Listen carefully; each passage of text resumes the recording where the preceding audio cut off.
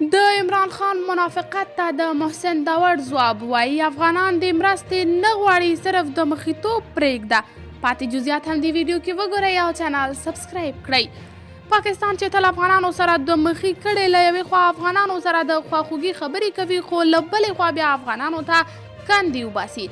تازه خبرداری چې داور وایي عمران د افغانانو ته د مرستې غوښتلو پر ځای د مخیتوب پرېږدي. د پاکستان د استازو مجلس غړي او د پښتنو د حقونو فعال محسن داور د عمران خان پر وروستیو څرګندونو غبرګون ښودلی دی. نوموړي ویلي عمران خان اوس په نمایشي ټویټ پیغامونو افغانانو ته د مرستو غوښتنه کوي، خو د دغه هیواد پر وړاندې کړي ظلمونه له یاده نه باسي.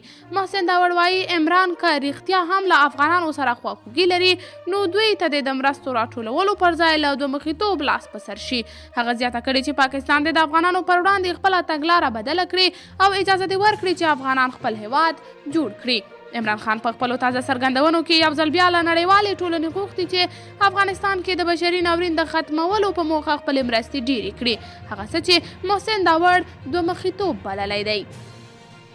په بل خبر کې راځي چې افغانستان ته د هند د مرسته شویو غنمو پر سر د هند او پاکستان ترمنځ له 2 میاشتو سلا مشورو وروسته دواړه هیوادونه په پاکستان کې د اتاري واګه له ځمکنۍ لارې د 50,000 ټنه غنمو د رالېږدولو په اړه هوکړې ته رسید. ټایمز اف انډیا راپورټ ورکړی چې ټاکل شوی دغه غنم په زرګونه باروونکو موټرو کې د فبروري میاشتې په لومړیو کې افغانستان ته راولېږل شي.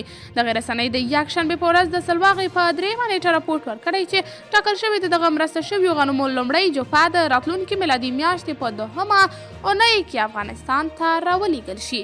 قدرمنو لیدونکو، که تاسې د دې موضوع په هکله څه نظر لرئ، نو کولی شئ چې له موږ سره یې په کمنټ کې شریک او چینل سبسکرایب کړئ.